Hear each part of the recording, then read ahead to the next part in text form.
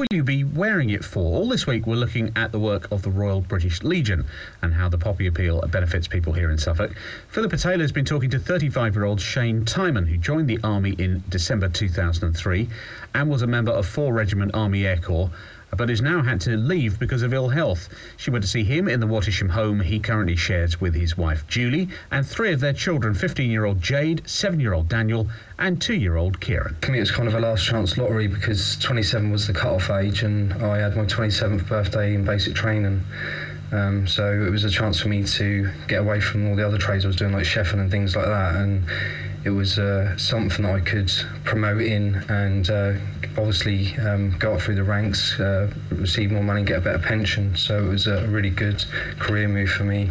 And tell me who you served with. Which division did you serve? I'm in, I was in 4 Regiment Army Air Corps. I started off working with the Lynx and the Gazelle, and then when the Apache come into service at Wattisham, I was become an Apache Landing Point Commander, Armoured Loading Commander.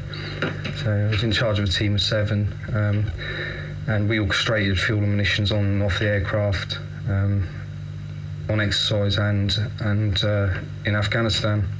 Tell me why you had to leave the army. Well, I now have an illness called fibromyalgia, which is a chronic pain condition, and I'm now actually classed as disabled. And obviously, I can't go on operations, I can't do deployments. I was in a desk job for the last 2 years, so they have looked after me and tried to keep me in as long as possible. But with the way things are nowadays, all the redundancies, it's not feasible to keep someone disabled in the British Army. Describe how it felt to have to leave the army when you'd loved what you were doing and you'd done so well. I served 9 years and I wanted to do the full 22, even the 24 when Ven come in. My whole life was planned around this. I mean, we didn't have any money worries. We just lived day to day, month to month.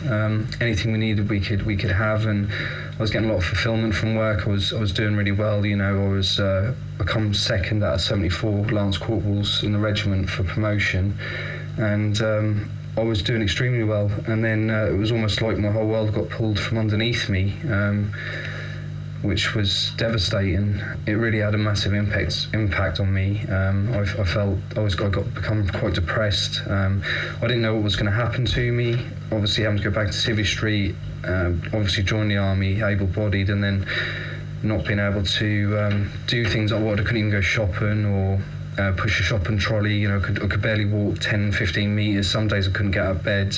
It was really very difficult. But there's been a lot of agencies in process to help me with this. You contacted the British Legion. What help were you asking for when you first contacted them?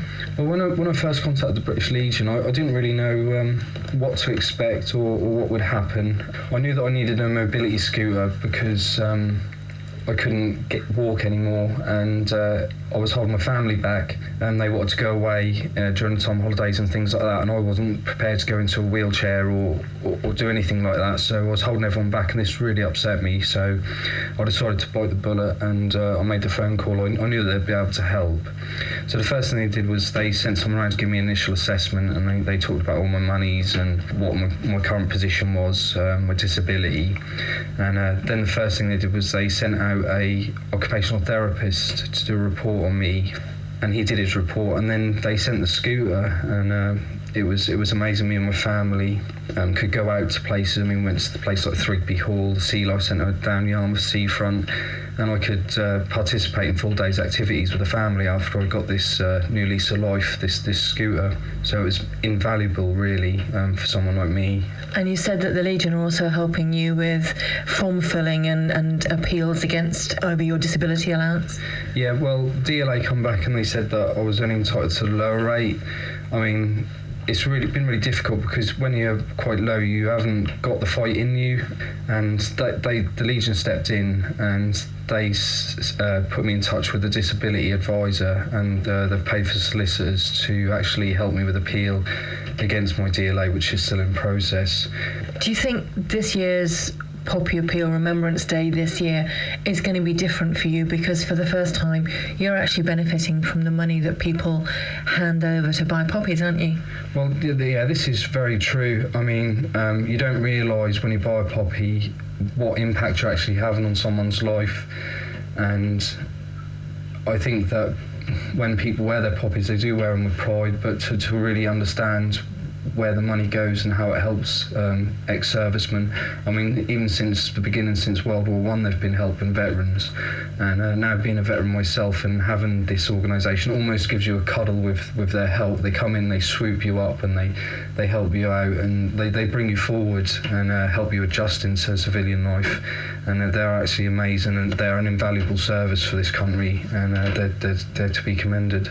It's interesting, isn't it? Shane Timon from Wattisham may be giving us a different idea of the people who benefit from the Royal British Legion's Poppy Appeal. He's just one of hundreds that are helped here in the county by the Poppy Appeal every year. We'll talk to the Royal British Legion a bit more about that later in the programme and the work they do.